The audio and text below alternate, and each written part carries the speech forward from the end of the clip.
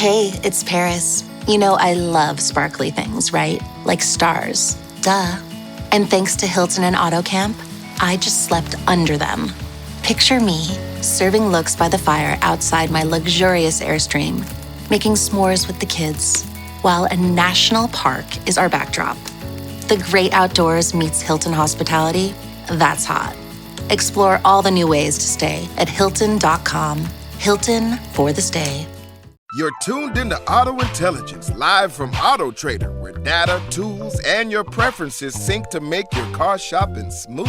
They're searching inventory. Oh, yeah. They find what you need. They're gonna find it. You can make a budget for your wallet to help you succeed. Pricing's precise and true. So true. It's smarter car shopping. Ooh. Just for you. Oh, it's just for you. Ooh. Find your next ride at autotrader.com. Powered by Auto Intelligence.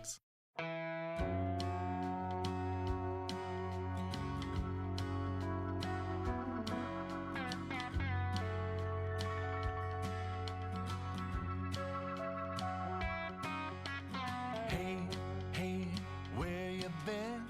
Buckeye Talk is about to begin. Hey, come on in.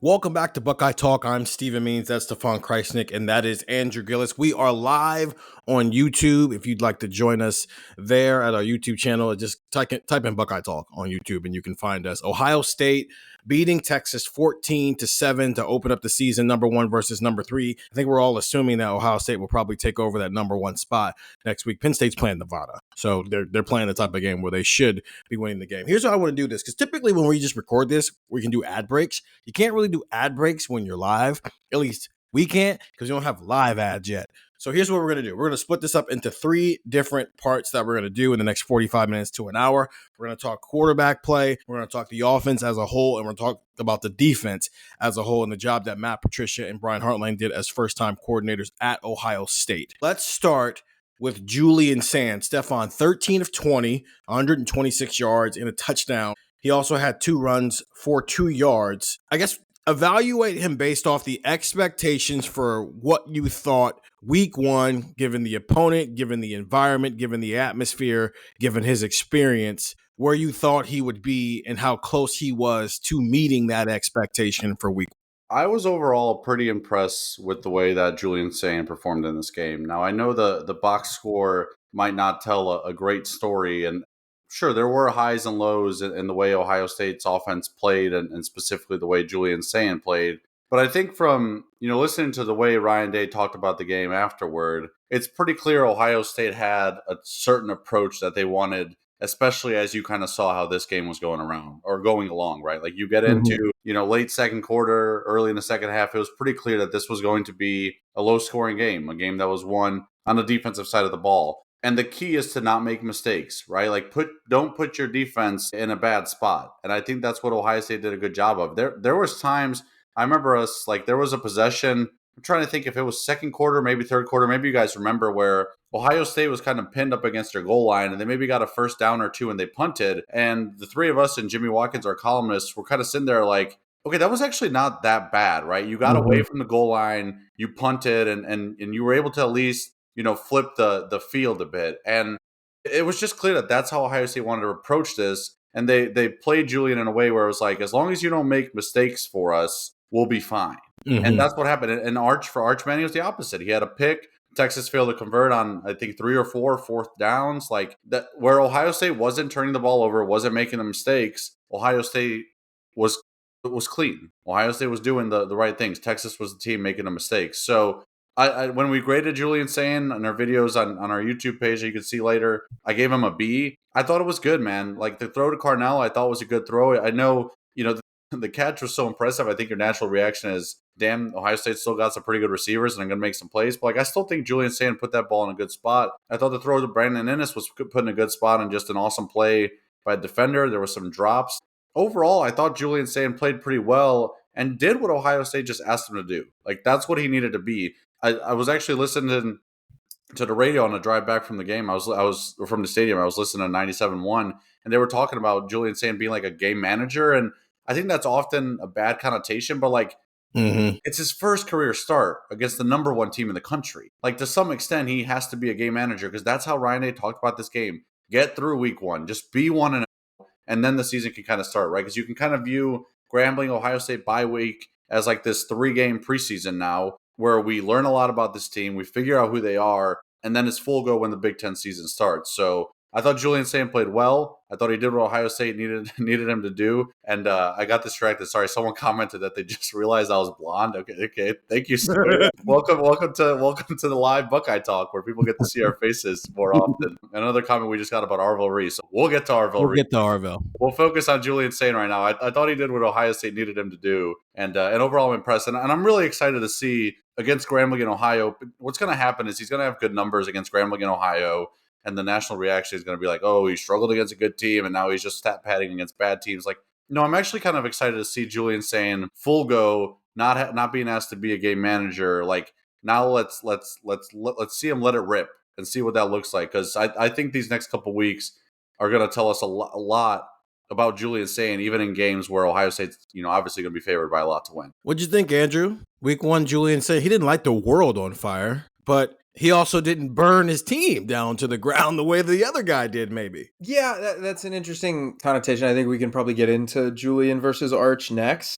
I would love to have a Julian Arch conversation. I think we could do that next, but I just think like when you just kind of narrow your focus to Julian, he did what was asked of him, right? To put it, if you were like a teacher or whatever, and you're grading a student, you know what you would say? Like, meeting expectations, turns in his homework. He did all the things right. He gets A's and B's on quizzes. He blah, blah, blah. He does this. He does that. Participation is 100%. Everything was there that you were looking to see, but he didn't go above and beyond, but that's not his fault. Like Ryan Day, multiple times at the press conference, I thought it was very, very interesting when Ryan Day was talking, when he was saying, I had to figure out what kind of game this was going to be. He said, I've been thinking for 3 months about what type of football game this was going to be. And I didn't know, and I wanted to feel this out. One of our commenters just said, Ryan Day said, just win the game. And I think they would have been happy to win this game 3-0. And they would have been happy to win this game 52-49. And then you come up for air and you figure out what in the world you do. So, for me, for Julian, it was like, they came into a plan and they probably went, all right, one of our commenters just said, don't crash the Lambo. Steven, you mentioned, I think it was a Ferrari. We're just comparing Julian Sain and leading the offense to just like driving a lot of sports cars. Like, whatever it was. It's not a minivan. No, it's not a minivan. It's not a pickup truck. It is absolutely a speed car. But it's one of those things where Ryan Day and the offensive staff put a game plan together thinking that the driver of the car could hit a max speed of 80. And in reality, you could probably hit like 120 with this kid. And I think that's probably where you're at with Julian. So, he did what was asked of him. He did everything he had to do. He didn't make mistakes. He was on the money when he had to be. They did only score 14 points, but I think Ohio State's totally okay with that, and I think you're going to start to see him get more and more and more and more over these next couple of weeks. So Zach in the chat just said, he won the game, Steven. What else do you want? That's the point. I don't want anything else from him this week. That's all. I wrote that this week. That's all he had to do this week was win the game. It didn't matter what it would look like. Don't make mistakes. Make the plays when the opportunity is there to make it. Keep the team on schedule and be calm and poised. And he checked all of those boxes in a world where the guy on the other side of the field didn't do those. And we're going to have an Arch Manning conversation. That's what I want this to evolve into. We did videos about Julian Sain. I gave him an A. They gave him a B and a B+. I think that's solid. I think his job, for what his job was to be this week, he passed that. And do I want to see that grow over the next couple of weeks before they get in the Big Ten play? Of course I do.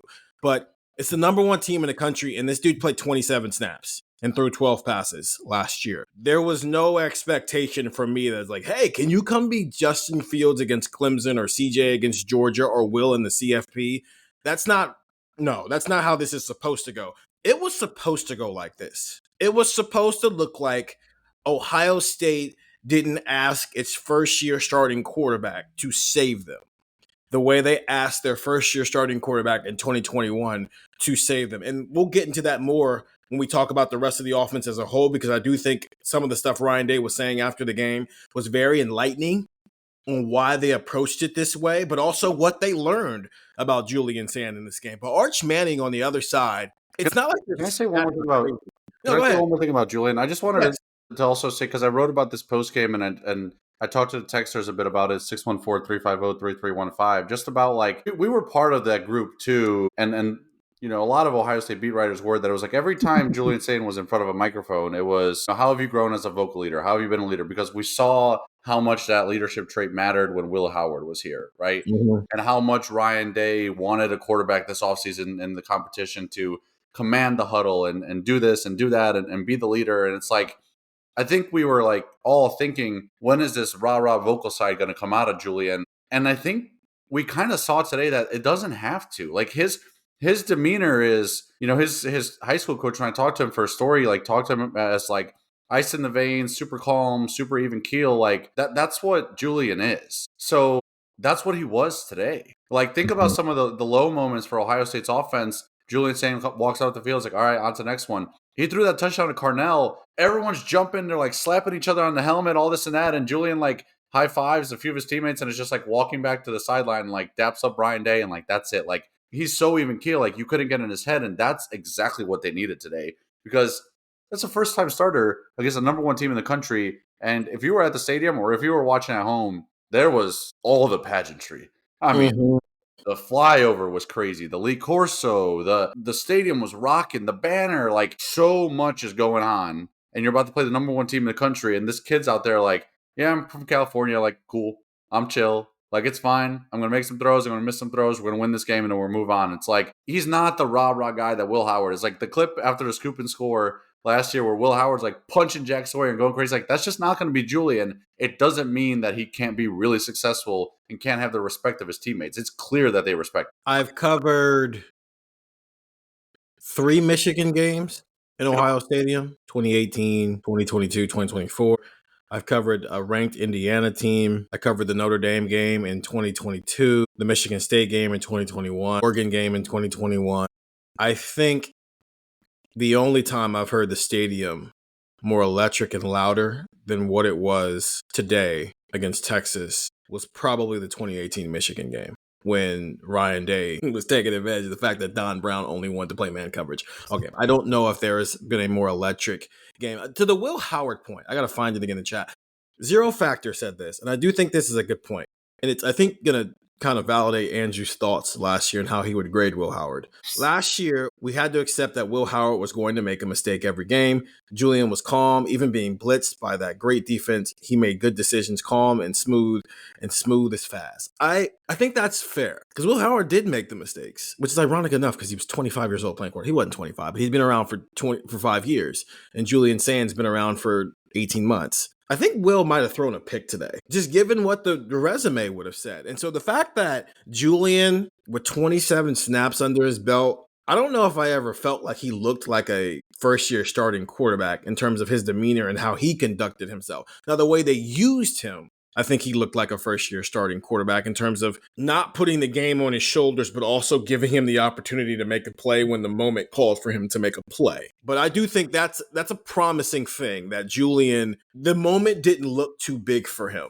And there's a lot of moments coming up on the schedule. I think that Washington game on the road might be a moment. Illinois on the road might be a moment. Penn State's obviously going to be a moment. I mean, he's got to go to Ann Arbor for his first trip as a starting quarterback in this rivalry game, and he's got the weight of 4 straight losses on his shoulders. Those are all moments. It's easy to say, hey, the guy who's been a starter for the better part of a lot of the last 4 years of his career can handle those moments. That just comes with experience. But first-year starting quarterbacks, I don't know if you can always say it's fair to give them that opportunity. Brooks Running reminds us that we're all powered by something. Whether it's the me-time energy of a run after a day at the office, the electrifying energy of your first marathon, or the infectious energy of a group run with your friends. No matter what energy powers you, Brooks has gear specifically designed to unleash it. So lace up and let it out. Let's run there. Visit brooksrunning.com today to learn more. Does it ever feel like you're a marketing professional just speaking into the void?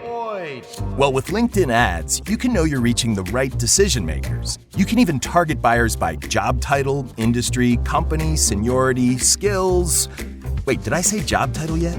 Get started today and see how you can avoid the void and reach the right buyers with LinkedIn ads. We'll even give you a $100 credit on your next campaign. Get started at linkedin.com/results. Terms and conditions apply. Arch Manning, 17 of 30, 170 yards, a TD and an interception. Should have had 2 interceptions, but they called it back. He also had 10 carries for 38 yards. He got sacked a couple of times. Andrew, how much of what we saw, and this is transitioning us into the defensive side of things, how much of what we saw from Arch today is everybody needs to cool it on Arch? I understand he's a Manning who plays for Texas, but everybody cool it and let that dude figure it out, versus Matt Patricia might be the right guy for this job, and Ohio State's got some dudes on defense. I think it's more that one, the Patricia one, than like Arch just stinks. And that's, I'm not trying to say that is disrespectful to anybody. Like, I think Matt Patricia and Ohio State came out with a very, very clear game plan of when you talk about what they wanted to do. I think it was very clear that Ohio State came out. I mean, Ryan Day said, we didn't want to beat ourselves. We didn't want to have, self-inflicted errors. It's week 1. When you're playing Kent State, Akron, Ohio, Grambling, Ball State, whoever, you can make some mistakes and cover a 35.5 point spread.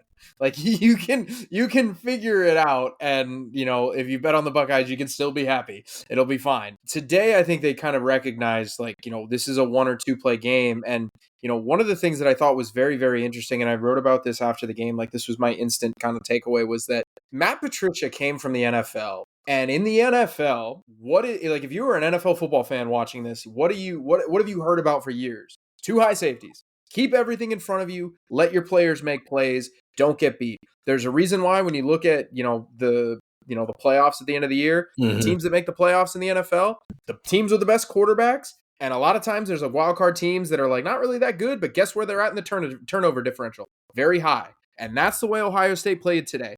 They played with an NFL-style scheme that was, we got Arvell Reese, we're going to let him cook. We're going to let him go. We've got Jermaine Matthews and Davidson Igbinosun. Go get him. Caleb Downs, we're going to send him every once in a while. He had a great play. He didn't make the tackle. I forget when this was. He didn't make the tackle, but he dove in the backfield, and the running back for Texas, I think this one was Baxter. Baxter had to sidestep it, and he just disrupted the play. Matt Patricia, I think, I said this on our video. I said this on our podcast. I was not all that high on Matt Patricia when they hired him. I was not all that high on Matt Patricia as of 24 hours ago. I think you have to feel better. Matt Patricia had a great game plan. And frankly, you have to credit him, and you have to credit the players as well. The players made the plays, right? Matt Patricia didn't make Jermaine Matthews look like he got shot out of a cannon to come deflect that pass that, Sonny Styles nearly had. I mean, he was just putting the guys in the right position, and the guys were making plays. So I was very impressed from what I saw from the coaching standpoint for Ohio State's defense, from the player standpoint of Ohio State's defense. I think Arch Manning, there was that throw at the end of the game. I forget if it was when they were down 14-0 or 14-7 and they got the ball back, and we're like, holy smokes, that's a great throw. You see the flashes of Arch Manning, and I just think Matt Patricia and that Ohio State defense had him seeing ghosts out there, and that's a very, very impressive thing to do, because I do think Arch Manning is going to be pretty good. Ryan Day said as much after the game, and Ohio State's defense just absolutely balled out. I think we've reached the Arvell Reese segment of the show, potentially. Well, if you could do Arvell, I'll do Davison. Everybody ISO, go to the corner, let the point guard take it to the rack and go. Hold on 1 second. I think it's hilarious, right? Arch Manning is the money name right now. And I teed it up for everybody to talk about Arch Manning, and Stefan goes, yeah, but Arvell Reese. We started this live, and within 2 seconds, we had comments about Arvell Reese and Davison Igbinosun. So people are listening to Buckeye Talk, and they know where Gillis and I stand on certain things. Here's the thing on Arch. I think Arch is going to be fine. I picked him to win the Heisman this year. I think that's still very much on the table. I think Arch is going to be fine. The Texas offense is going to be good. They'll be fine. I expected this to be not this low scoring of a game, but I thought there was going to be some struggles. Texas moved the ball well, and they're going to convert some of those 4th downs against better teams, and they'll be all right. I'm not too worried about that. But I do the Arch conversation I want to have is like, he was the name with all the hype coming into this game. And we knew that, right? He's a Manning, like it's, whatever. And he's a quarterback and he's at Texas and all that. But we kept saying on Buckeye Talk, I kept saying on Buckeye Talk, we're going to walk away and people are going to be like, hey, what? You see that Arvell Reese dude on Ohio State? Where did he come from? Like, who's that guy? And this ties into the Matt Patricia thing of just Matt Patricia utilized him perfectly. There's a clip going on Twitter right now. So if you're watching live, you can go find it. It's from Dane Brugler. I hope I'm pronouncing that right. Mark Pantoni retweeted it. That's why it came up on my feed. So if you follow Pantoni, you'll see it. It's Arvell Reese going up against a 310-pound offensive lineman and literally just like being like, okay, you're here. I'm going to move you to the right because I want to go get your quarterback. Like, he was all over the place, destroying the Texas offensive line early in the game. I thought he changed that whole first half, and I thought Arvell Reese kind of set the tone for like what Ohio State's defense was about to do to Texas, and specifically that Texas offensive line. In a game where I didn't particularly feel moved by how Ohio State's defensive ends played, Arvell Reese and Sonny Styles to some extent too just wrecked the game. And Arch Manning spent a lot of time thinking about Arvell Reese. So we like Matt Patricia just utilizing him in so many ways, and he's like, you see him drop back in coverage, and then he's like spying Arch Manning, and then he's coming in and going after the quarterback, and he on that first fourth down that Texas didn't get, he was the one who came in and stuffed the play. Caden Curry did a good job of like basically like bulldozing the line, and then Arvell just came straight through the middle unblocked and stuffed it to get a turnover on downs. He had the play later that was that also a fourth down that he went and got after Arch Manning. I think it was, yes. And I think it ended up, it might have actually later ended up being called a sack. At the time it wasn't, because it looked like maybe Arch had gained a yard. I think they ended up labeling it a sack. But there was just so many different ways. And then it's like fourth quarter, Kenyatta Jackson's hurt. He comes out of the game. He's not allowed to come back in. Okay, Arvell Reese hand on the ground playing defensive end. Like, they were just, Patricia's just using him in so many different ways. And great comment from Sawyer. Yeah, me and Arch spent all day just thinking about Arvell Reese. Thankfully, I didn't have to like run away from him throughout the game. Like, that is a blessing to not have to do that. But like,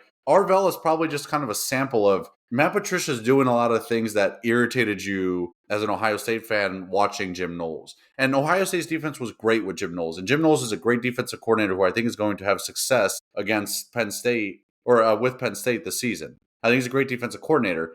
But it was his scheme that was so good. And it's guys like CJ Hicks and Arvell Reese, and you're just like, you could use them in such different ways and use them better. And it's like, you're watching that Oregon game, and you're like, why are Sonny and Cody, like, what is going on? And they start using them in different ways, and they had some success. And now it's like, CJ Hicks today I thought was outstanding. And CJ Hicks isn't going to be this 15-sack guy who's like changing how you view defensive ends and linebackers and things of that nature, but he can be really good in his role. And at the end of the game, he makes a play that, in my head, it was a sack. Arch, I know, got rid of it and whatever, but it's like CJ Hicks blew up that play. And Bo Atkinson is playing on the inside, and Arvell Reese has his hand on the ground, and you're just like, man, like, Caleb bounces all over the field. Like, Matt Patricia is utilizing these players in a way where you're like, yes, like we were telling you this last year. You had a really good front four, so you were able to kind of mask some things and use guys that fit really well in that Jim Knowles scheme. Seeing the personnel this year, I'm kind of like sitting here being like, is it a blessing in disguise that Jim Knowles isn't? Because like, would this defense in his scheme right now have been able to do what Matt Patricia and this defense did? I don't know. I'm going to say yes and no. Because to be fair, Jim Knowles ran a lot of 3-down fronts with the jack roll when he was at Oklahoma State. So I don't want to go as far as, he was stuck with the 4-down front. He got here in 2022. He tried the jack roll. It's just, I've been thinking about this on my drive home about Larry Johnson and how he was talking in the spring when we were asking him, hey, Larry, you're still here. You didn't retire. And he's like, yeah, I never said I was going to retire. You guys keep saying that every year. You're like, yeah, you're right. We do keep putting that on you. But it's because you're 70 years old, dude. 70-year-olds don't work. Okay, they go sit on a beach and golf. Okay, that's what they do. And he was talking about how I'm down for anything. We just have to put our players in the right position. We have to do things that make sense. We did not have the players to run a scheme like this. And he's right. Jack Sawyer isn't the type of athlete that CJ Hicks or Arvell Reese is. JT, he's a little closer, but they're still traditional edge-setting defensive ends. Tyleik Williams and Ty Hill, that's a little different, right? With defensive tackles. I mean, defensive tackle is defensive tackle. Just there, you're going to have one or two on the field, depending on your front. It is different this year. If you are going to go out there and you're going to ask CJ Hicks and Arvell Reese, and even Kenyatta Jackson and Caden Curry to an extent. Hey, can you go out there and just set the edge? That doesn't maximize them. Kenyatta is the closest thing in terms of being a defensive end whose job is to just set the edge that they have from a body type standpoint. Because as you're right, Bo Jackson, not Bo Jackson, he's on offense and he also plays baseball and football. Bo Atkinson is their answer to the defensive tackle depth. On third down, they're just going to move him inside, take one of the defensive tackles off, leave Edric Houston out there, and pull either Arvell Reese down or play Kenyatta and Caden or play Kenyatta and CJ Hicks or whatever combination of those guys off the edge. And I think sometimes it's going to be sunny this year, and that's what they're going to do. So I guess we could talk about stopping the run at some point. I don't think this is the pod to do that in totality, but my biggest takeaway is this personnel fits that concept of what we thought Jim Knowles could do more than they've had the last 3 years. But also, Stefan is not wrong. Jim Knowles runs a certain scheme, and he fits the personnel to that specific scheme. Matt Patricia has spent essentially his entire coaching career in the NFL outside of the years at Syracuse, where he's used to having NFL players. Jim Knowles wasn't used to having NFL players when he got here. So Matt Patricia understands how to evolve as your personnel evolves, right? Okay, your personnel doesn't say you should run a traditional 4-2-5 every single snap. Your personnel says, yeah, you can run a 4-2-5 on early downs, but you're also going to have to run some 3-down fronts. You're going to have to run some 3-3-5s. You're going to have to look at some dime looks, which Devin Sanchez, by the way, we'll get to that when we start talking about Davidson Nick-Minosin, because we can use him to let Andrew have his day, but also talk about the secondary. But this scheme fits these players better, where this scheme is more about, this is what you're good at. How about you go do that? For CJ Hicks, it's going to be 15 to 20 snaps. Just go do that. And if he has 8 sacks because of that, fine. If he has 4 sacks, fine. But everybody did things that it felt like, yeah, that's what your skill set says you should do. Arvell Reese, you're a linebacker. But every so often, we're going to have you spy Arch Manning. We're going to send you on a blitz up the middle and see if we can knock Arch off his spot. But I loved what I saw from Matt Patricia today because it fit the scheme, and Texas only scored 7 points. Andrew, you can respond to all of that, and then you can take us into Iggy talk. Also, quick update on someone asked about Kenyatta Jackson. Ryan Day said that it's not a long-term concern. Ryan Day said he wasn't sure if he was allowed to specify. I think it was a concussion. He's got he's got a head injury. He literally said, "Well, they took his helmet away, and they don't take your helmet away because you have a sprained ankle." Yeah, I'll get to that in a minute. The big point, which is obviously my time to shine. But to Steven's point, I don't think it's necessarily Matt Patricia showed up here and went, "Let me see with what I got. I'm gonna do this particular scheme because whatever, I'm going to be multiple. Hey, we've got a 3-down lineman front. I'm going to run that. I'm going to run that." Like, I think that played a part in it, but I think it was, when you look at it, one of the things that Matt Patricia, I think, knows is that in the NFL, and why I keep bringing up the NFL is in the NFL, you can't beat yourself, because in the NFL, you could be 8-0 playing a 1-7 team and you might lose. In college, that's a disaster. In the NFL, that's just a pretty decent upset, but it's nothing to, ruin a season over. In college, it is. And I think because the talent level is so even, Matt has this idea and Matt Patricia has this concept of, if we don't beat ourselves, we're gonna be fine. And then because you look at the talent that Ohio State has, I don't know, bare minimum, top 5 secondary in the sport. Linebacking core, from what we saw today, top. That's the best linebacking. That's the best linebacker in the country. Yeah, I think the defensive tackle tandem, I've said all offseason, I think is the best in the Big Ten. I think Stefan is right. I think if you had to pick nits with one thing about today, it was, I didn't see a ton of flash from Bo Atkinson, Caden Curry, Kenyatta Jackson. Really? I don't know, man. I didn't see the flash that I would want. Well, I mean, Caden Curry, the first play of the game on Arch's whatever type of throw, you don't know who was in his face? Caden got in his face. Curry. I don't skip a rock. I just don't. I don't think their job is to be the flash guys. And if they flash, obviously.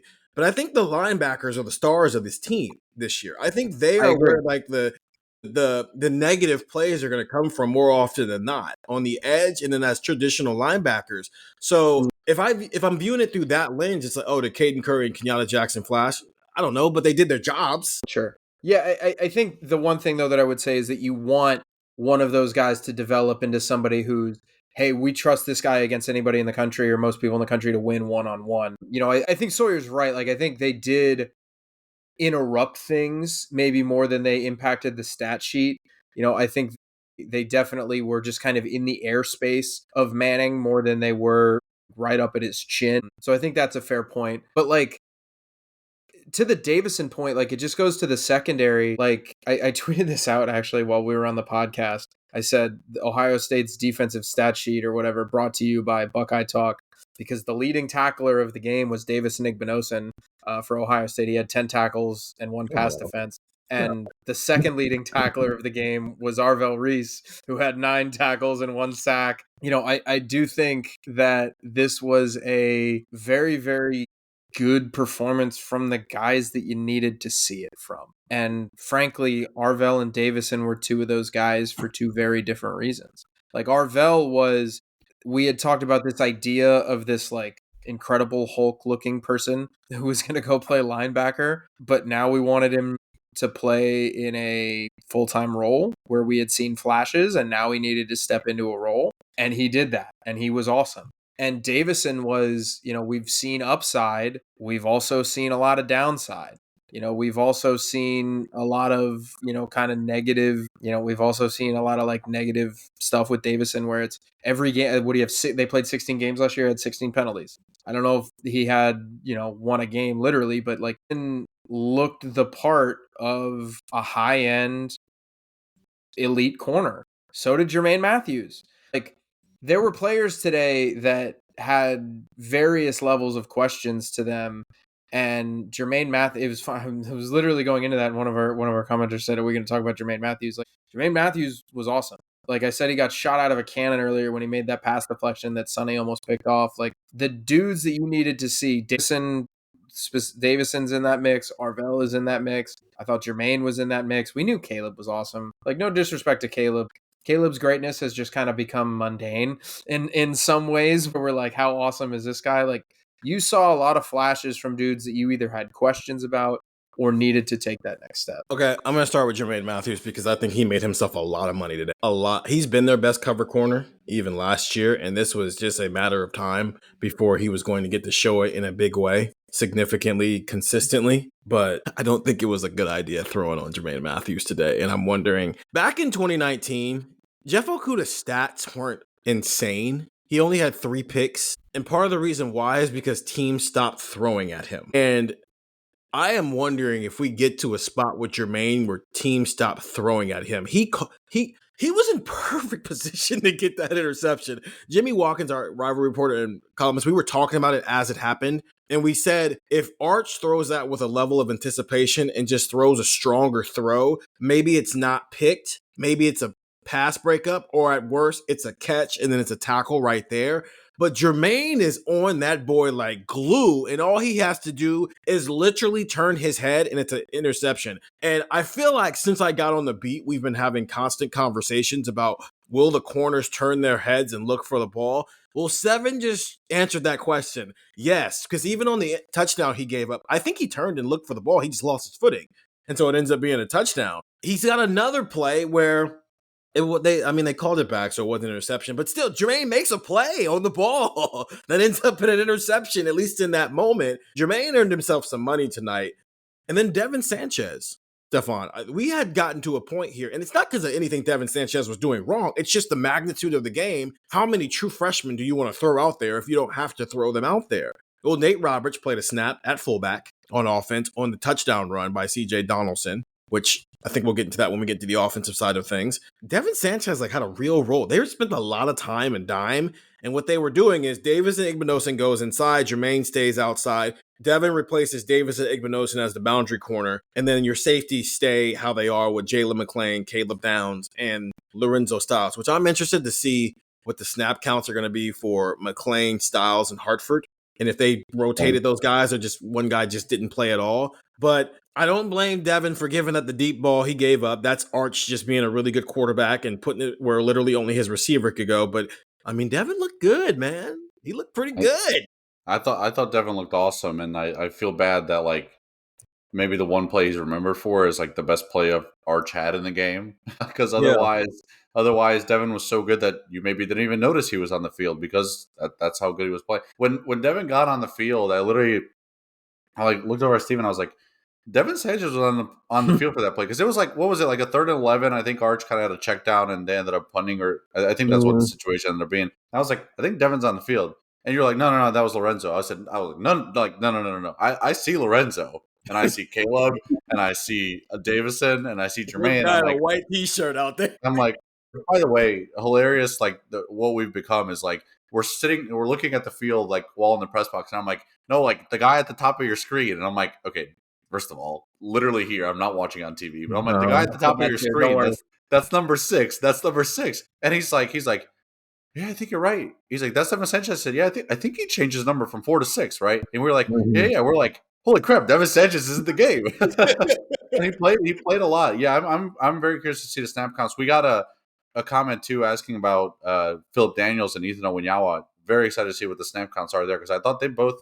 Or sorry, I think Philip Daniels, I don't think came off the field at right tackle. I don't think he did either. And Tego rotated a bit at right guard. So we'll see what the snap counts were there. But I thought the right side of the offensive line looked good. We can get to that when we talk about the offense. But yeah, Devin Sanchez has a role on this team because if they trust him in some dime snaps against Texas, I mean, that guy's going to get some legit snaps against Washington and Penn State and Michigan and whatever the playoff holds. Like that, he looked good. He looked ready. And I think Ohio State did the perfect, like, they tried to simmer the JJ thing as best as they could last year. You know, remember Ryan Day didn't say a ton about JJ until they had the Akron game, and then I was like, okay, now we can talk about JJ like he's, you know, a demigod. But like we didn't hear a lot about JJ in camp, and they in the spring, because we got like decent access to practices, we saw Devin getting some reps, and we're like, okay, and then not talked a lot about in preseason camp. And granted, the open practices we did see in preseason camp, they didn't have him out there a ton, like especially with the ones. Like we kind of like we got to the end of August here, and we're like, all right, like, you know, Devin and Aaron Scott, they'll have their roles, and we'll see a lot of them against Grambling and Ohio, and it's like, oh wow, like Devin Sanchez has a role on this team, and it's August 30th, and he's a freshman. Like that's really impressive. I'm excited to see what his role, because I think it's just going to grow and grow. But I will say, like, credit to Davison and Jermaine, like the dime packages, and like that might be where we see Devin, because it's going to be hard to take those two off the field too. I think we might see Devin more going forward because, again, another major detail is JJ's playing Akron, Western Michigan bye week, right? They could feature him significantly and ease him into it because the Oregon game wasn't until the middle of October. They didn't have to throw a true freshman out there and say, hey, go cover Ryan Wingo for 65 snaps. Good luck. They could say, hey, here's a role, be great in that role, master that role, and then when we can come up for air after this game, I'm sure we're going to see a lot of Devin over the next 2 weeks. I'm sure of it. But you can't most coaches will say, you can't put a freshman in a situation where they might make a mistake, because then it might live with them for the rest of their career, and they never really overcome it because they're young and they've never been in that position before. So I thought that was the perfect way to use Devin Sanchez for week 1. My quick mark it down is that I think Devin's going to have some point before the Washington game. So these next 2 games, he's going to get a pick against someone. I mean, I think might as well. For him and Aaron Scott, you might as well run him out there a lot over the next 2 games. That's exactly what I was going to say. Just real quick, like, I know we want to get to the offense. Like, we talked about Jermaine and Davison having really, really strong games, and then Lorenzo Styles was obviously in the mix. And then, oh, wow, look at Devin Sanchez. Hey, Devin Sanchez is on the field. And the fourth corner is a 5-star second-year player who was riding the Pine Pony today. And that, like, he's just a depth player on this team. And I don't think that says anything about Aaron Scott. Like, I don't think that means, oh, Aaron Scott, he's got to get better. He's not this, he's not that. I just think Ohio State might be that deep and that good at corner to where you can say, hey, Mr. 5-star from Ohio who's got great length and size and is physical and athletic, you can't see the field because we've got this ahead of you. It's like preposterous. Like, it is pretty, like, the top 4 really at corner, you're pretty much in a similar conversation as you are with the receivers. Yeah, but we also, again, this was just trying to get through this game. Sure. I don't I'm not want saying to. they should have played him. No, I'm saying they did what they needed to do to get Yeah. through this game, and it's clear that week one, Devin was more ready than Aaron. There's context behind all that stuff. Aaron's going to be very talented. He's a 5-star recruit. There's going to be a lot of covering in this game. That's not all corners do, but it is the thing that, in layman's terms, it's their most important job here. And one's a 5-star from Texas, and one's a 5-star from Southern Ohio, right? Devin Sanchez has been going up against Ryan Wingo his entire life, and all types of Ryan Wingos his entire life, because he's from Texas, and he went to North Shore, which plays an elite schedule. It's one of the best high school football programs in the state of Texas. So I don't think this was a crazy jump for him. It was crazy because it was the first week of the season, but it's not crazy in terms of, hey, can you go cover a 5-star? Sure, I'm a 5-star. From a state with a lot of 5-stars. I've been playing against 5-stars my entire life. Aaron Scott probably has a larger learning. You know what it is? It's Julian Fleming and Jackson Smith-Njigba. And Julian, injuries got in the way of all that. But Julian, one's a 5-star recruit from Philadelphia. The other one's a 5-star from Texas. So the fact that the 5-star from Texas was ready before the 5-star from a small town in Pennsylvania, was ready, not that shocking. Aaron Scott, I'm sure, is going to have a role on this team. This was more about whatever we got to do to get through week one, and then we can come up for air. We could do that. And now we can spend 2 weeks throwing Devin and Aaron to the wolves and letting them get the necessary experience, because Davis and Igbinosun and Jermaine Matthews need that. Anonymous is saying Jalen McClain flash today. Jalen McClain, I'm sold. That's a dude. That's a dude. Yeah. That's a dude, man. There was one play, a short yardage situation where Texas ran the ball, and I think they got the first down, but Jalen McClain was like on the right side of the line and ran like behind the entire offensive line to the left side. I think was part of the tackle. Like he's got great speed. I'm excited to watch him. Oh my God. Getting to step in that Nebraska game last year has done wonders for his career here. Okay. What does every USAA member have in common? Family. We're one big family who supports the military community and their eligible families. And if you, your parent, or spouse served, you could join our family and save big on auto insurance. Visit USAA.com/join today to check your eligibility. Membership eligibility and product restrictions apply and are subject to change. USAA means United Services Automobile Association and its affiliates, San Antonio, Texas. As a scientist, I can tell you that Sundays are only 24 hours long. But with NFL Sunday Ticket and YouTube TV, you get every game every Sunday all in one place. That's upwards of 30 hours of NFL in one day. How can there be 30 hours in 24 hours, you ask? I have a theory. Magic. New users get NFL Sunday Ticket for 8 payments of $34.50 per month. Sign up at NFLSundayTicket.com. Local and national games on YouTube TV. NFL Sunday Ticket for out-of-market games excludes digital-only games and commercial use. Terms and embargoes apply. Availability varies. Transitioning to offense. I'm trying to figure out how much of what we saw today from Ohio State is alarming first game stuff that you just got to work out versus it doesn't matter. Let's just throw the tape away and let's start anew next Saturday, because they just had to do what they needed to do to get through this game. Ryan Day didn't seem to have a problem with the play calling from Brian Hartline today. In fact, even the way he talked about Julian was, you don't want to put too much on him. And then in hindsight, we probably could have put more on his plate. But I guess I'd rather that than the other way around. I'd rather get to the end of the game and the coach feel like they could have given their quarterback more than, well, we gave him too much. Because if they would have given him too much, well, and he crumbles. He'd be Arch Manning right now. He'd be Arch Manning. So I think the worst part of this game was the receivers, which is like, all right, cool. That's the worst part of your game. We might have a super team on your hands. So what can we take from this offense that we can start to use as we formulate a conversation about what the identity of this team is going to be? So the number one thing that I am walking away from the offense, like besides, because I think the say-in conversation is an aggressive conservative conversation. Yes. Right? Like it is a, here's what happened, blah, blah, blah. Now, I think nobody really expects this. It is a problem if you get a couple of weeks down the line and you're still doing this because you don't trust your quarterback. I don't think you're going to get there with Julian saying. I don't think you're going to be in that spot again. And you would think and probably hope that Ohio State learned its lesson from the Michigan game, because, I mean, the last 2 times they've been in the horseshoe, they scored, 10 and 14 points. And today just felt a little bit different. They had a 40-point game in the middle of that in the cold. Oh, that's right. They did have the last regular season game Pardon me. The last regular season game they played in the shoe. The number one thing, frankly, that I'm taking from today that like I think is repeatable and not really subject to change, because I do think you're going to start to see Ohio State open it up a little bit. Question for you guys. Do you know what the number 6 today represents? Devin Sanchez playing in the dime spot. Is at the top of your screen. It's at the top of your screen. No, that represents the number of tackles combined between Colin Simmons and Ethan Burke.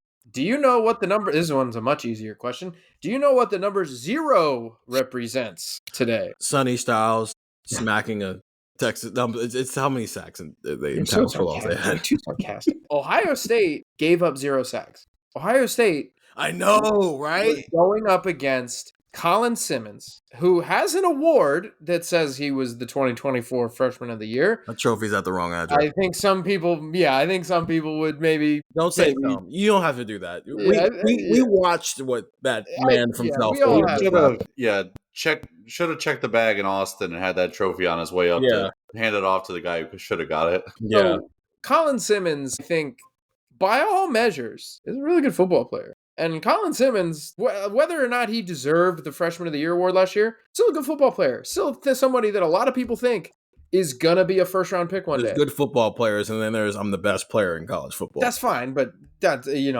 he can be one of the best players in college football. And I think a lot of people thought he was. People talk about Ethan Burke, and I was kind of hyping him up before the game because everything you read about Texas is like, people saying, oh, this guy might be a first-round pick, and this guy's really long, and he's physical, and he's aggressive.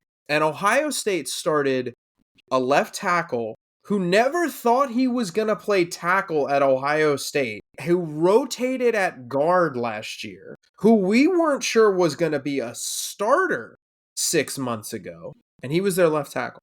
And Phillip Daniels was a Minnesota transfer who started at right tackle, and we weren't sure he was going to be a starter, I don't know, a month ago. And they gave up 0 sacks. The most memorable thing that Colin Simmons did today was try to decapitate Phillip Daniels because he ripped his helmet off and it was a penalty on Texas, which I think canceled out a 3rd down stop for the Longhorns. I would have to go back and look at that. But I understand that you can probably pick nits and say that, hey, the run game needs to be a little bit better. All right, sure. James Peoples only had 2 yards to carry. I think CJ Donaldson, he only had 3.5 or something like that. Okay, the run game, the offensive line, maybe got to pick that up. The tackles today were unbelievable, I thought. That, to me, is replicable from what you're going to see today, that you can expect to see in a month, in 3 months, in the playoffs. Austin Searveld and Phillip Daniels, good job. They were awesome today against a very, very ferocious front. And frankly, you look at the schedule and what it's going to bring. Denied Dennis Sutton's a good football player, but these two might be 2 of the top 5 edge rushers, 2 of the top 4 edge rushers they're going to see all year. And they just so happen to play on the same team. And they got absolutely strapped up by Ohio State's tackles.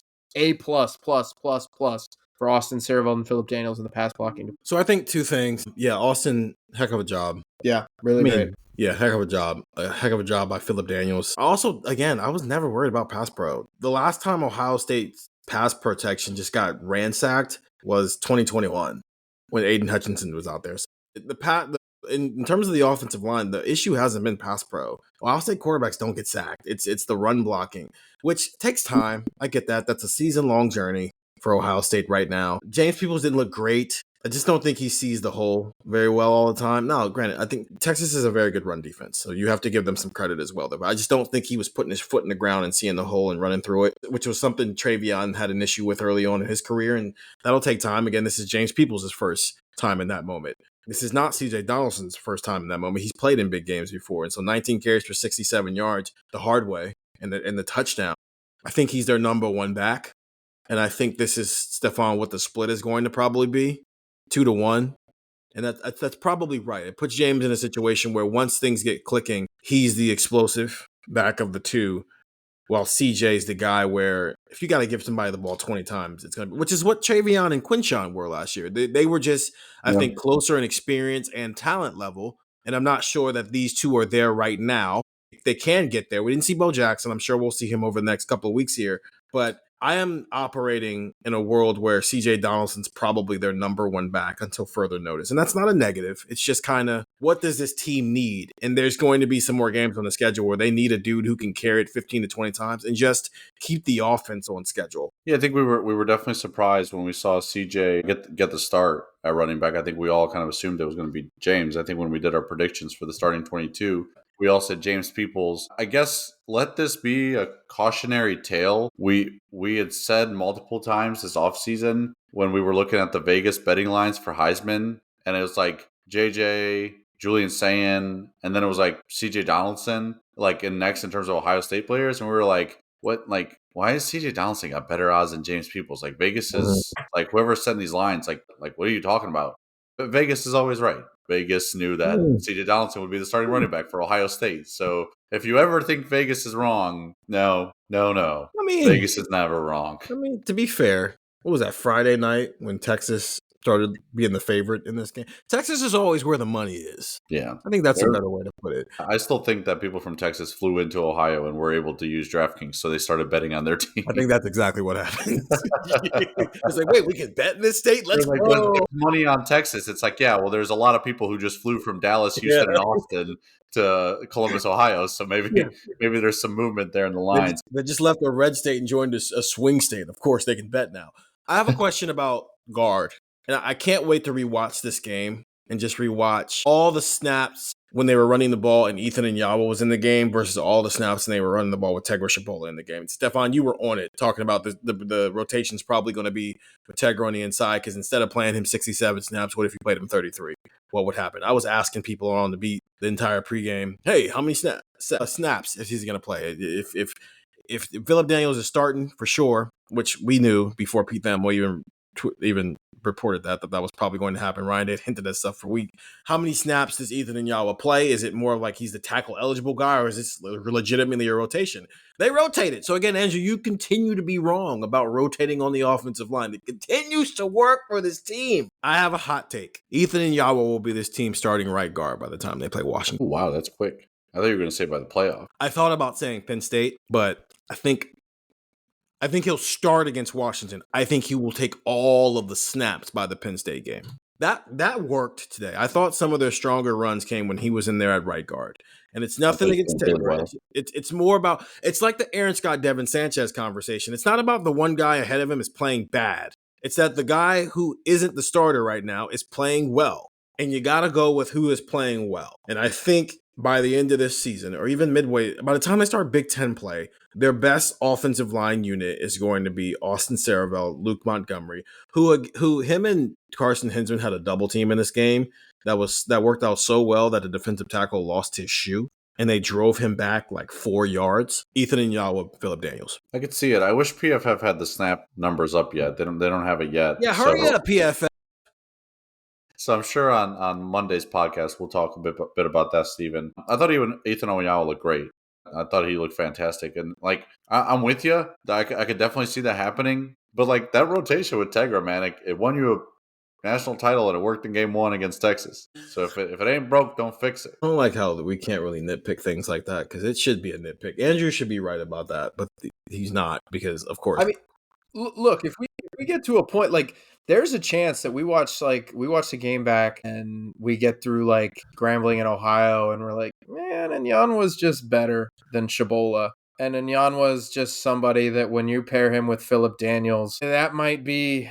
Did you think Tegra? I didn't think Tegra struggled though. I didn't think Tegra struggled either. No, this is not a serviceable in the. There was not a player on the offense, like the offensive line, or really even the team as a whole, where you were like, got to get him off the field.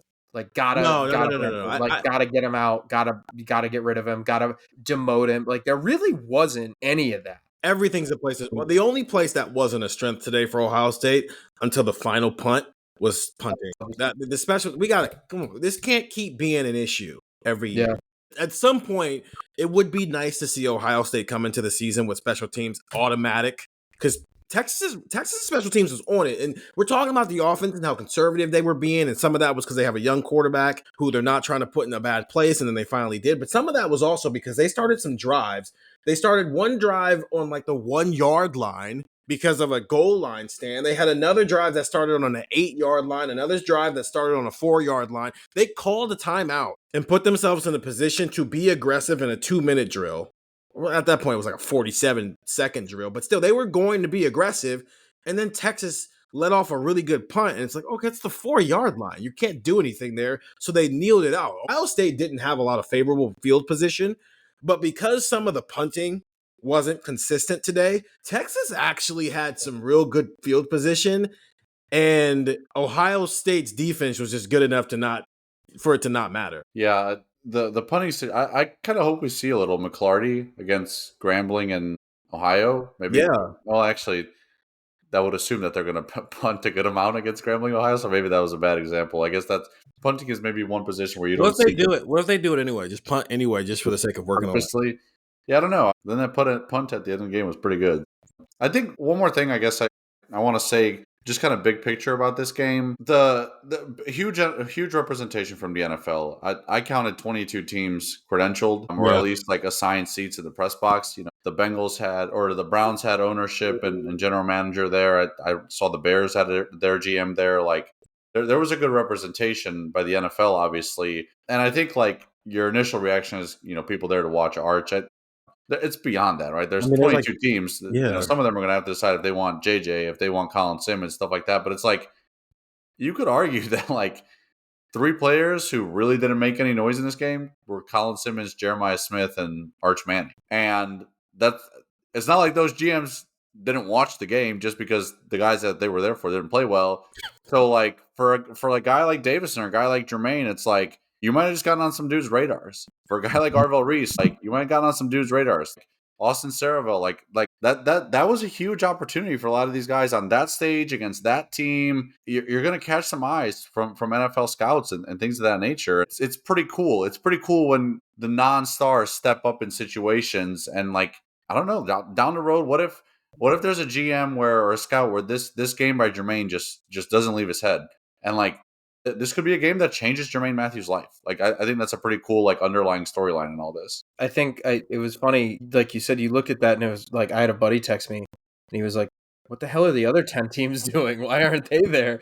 You know, it's a fair point. And the other 10 teams are teams who have franchise quarterbacks already. Right, fair. But it's like, but I guess that goes into the point that Stefan's making, though, because I mean, if you were to rank who had the best day for Ohio State, you know, for like 10 names, who had the best day for Texas, like Arvell Reese probably on that list. He's a draft eligible player now. For as little as he has played, he is draft eligible.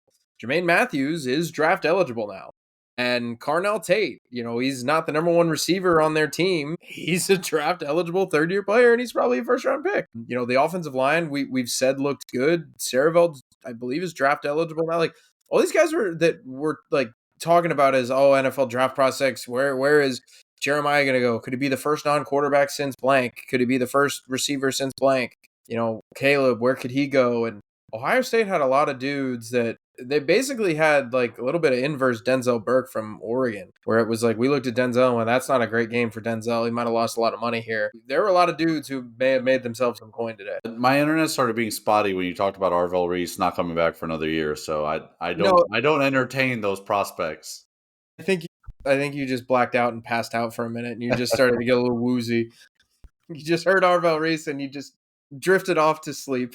Okay, so let's wrap this up. Biggest takeaway from this game and the thing you're most interested in learning about this team over the next 2 weeks. Stefan, you first. My biggest takeaway is kind of a big picture one.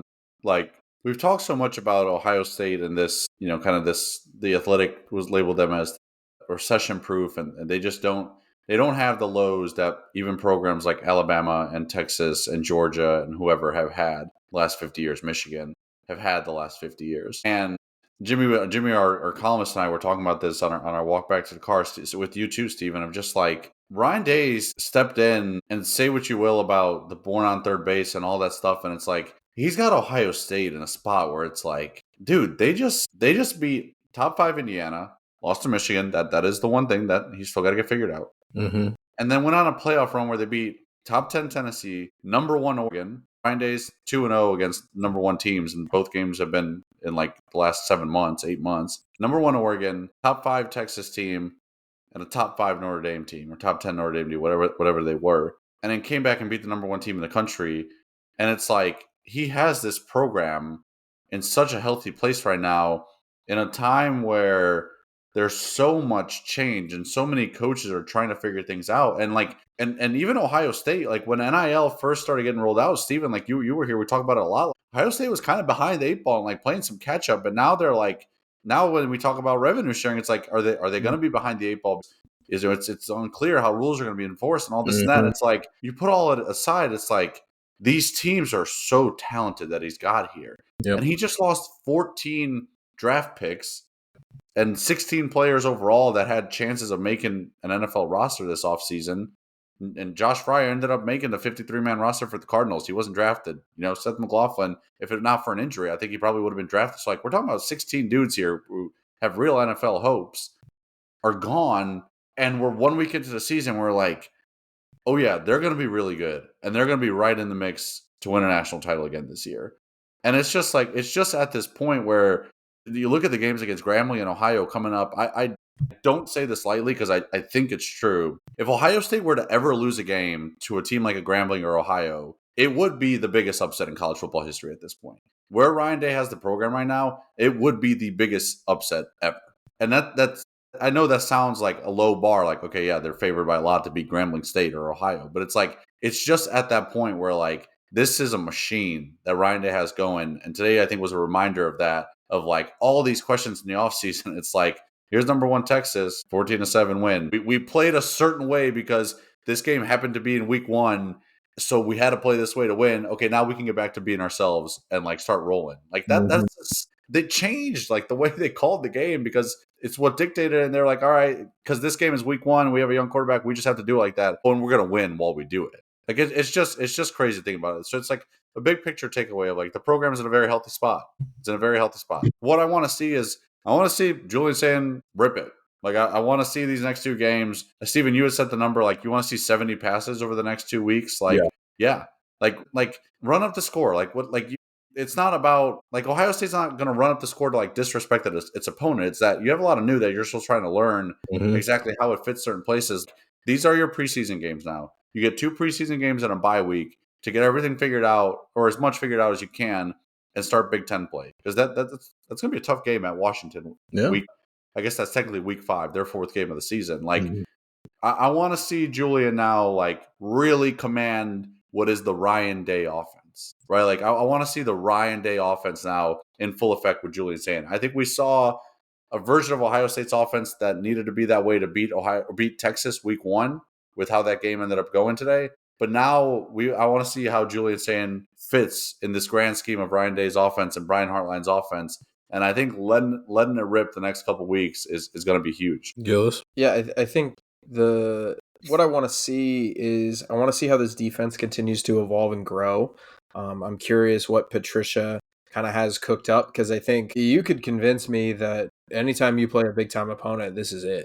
Because how many teams are going to go toe for you talent wise? And again, in big time games like this, you probably trust your offense, especially as Sand gets better and this offense continues to build and grow. You probably trust your offense a little bit to go out there and score some points, right? Like you trust your offense to kind of cook a little bit. So I'm curious to see what Patricia can get rolling here. My overall big kind of takeaway, we've been on the show and somebody's been kind of letting us know what's going on in Tallahassee right now. I have it. Tallahassee is about to run through.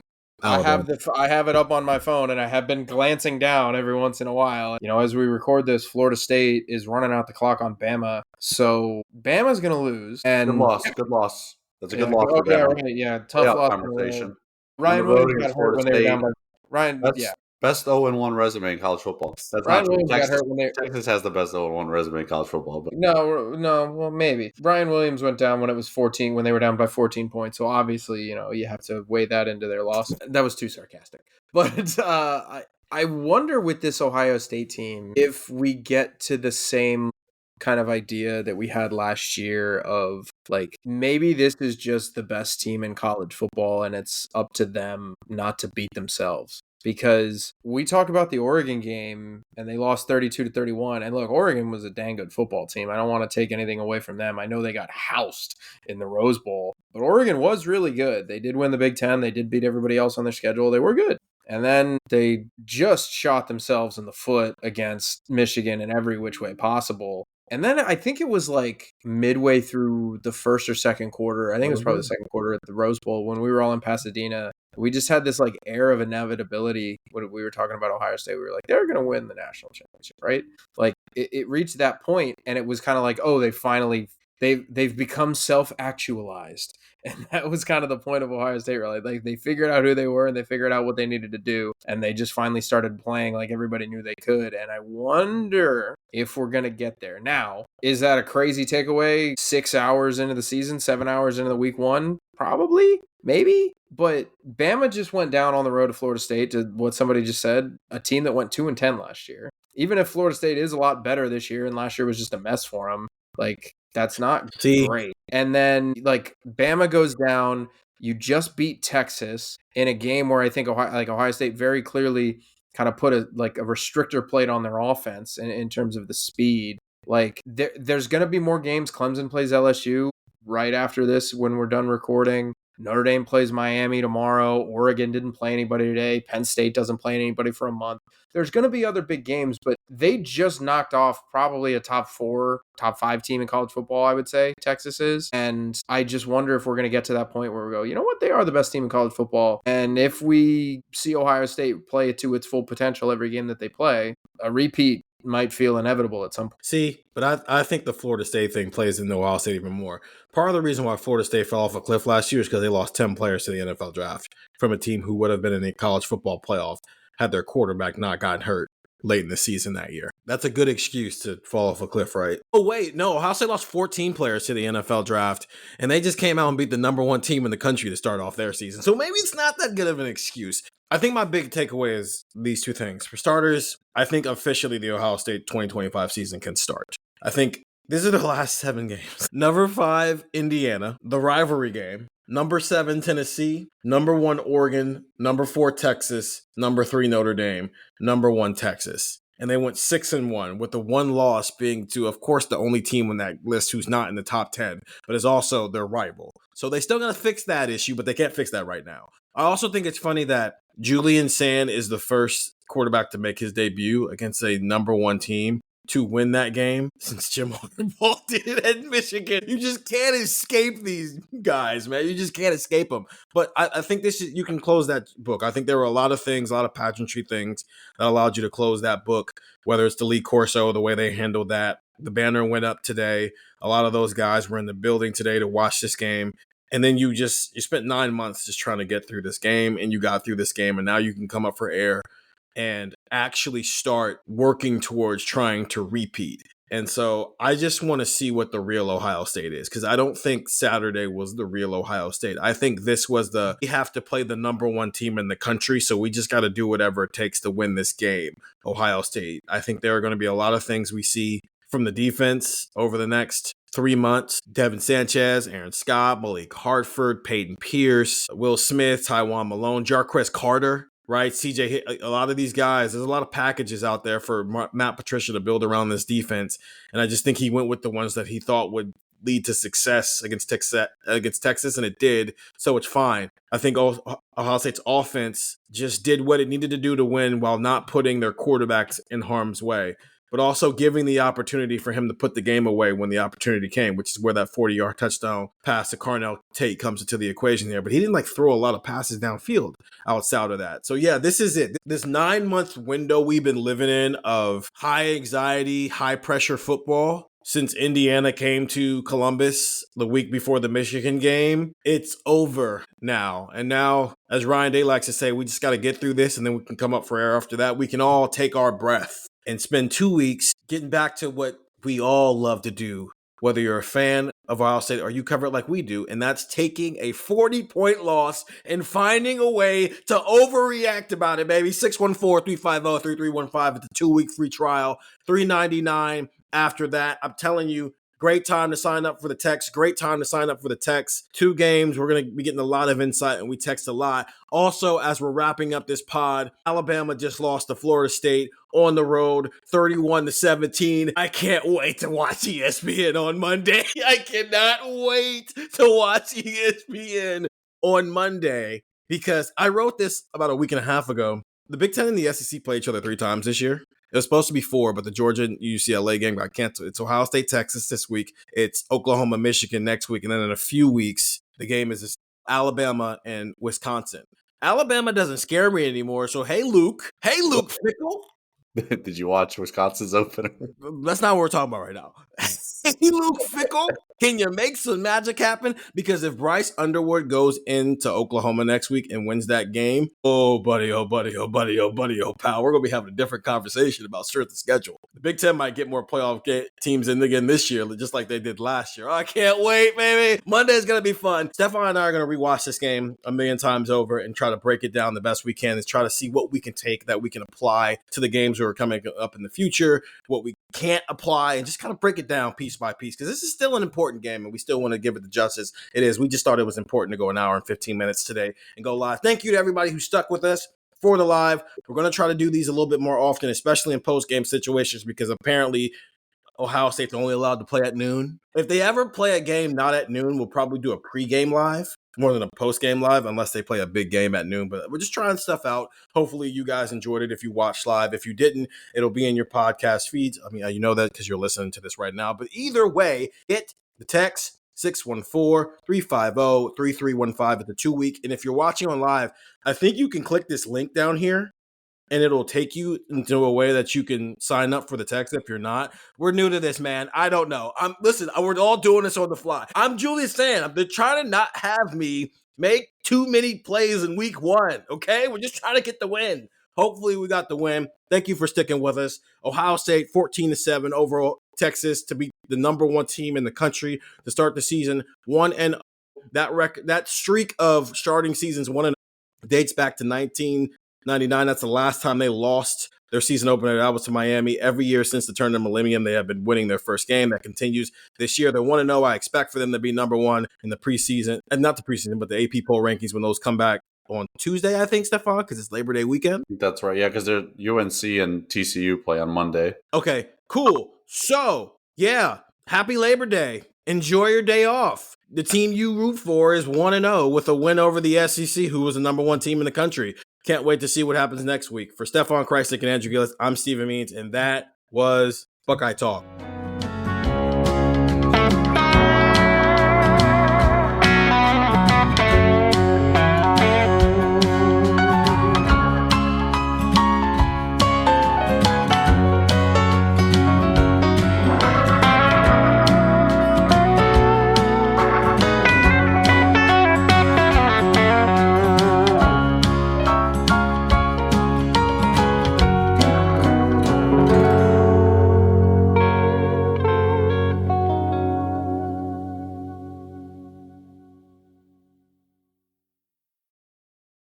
The road is calling.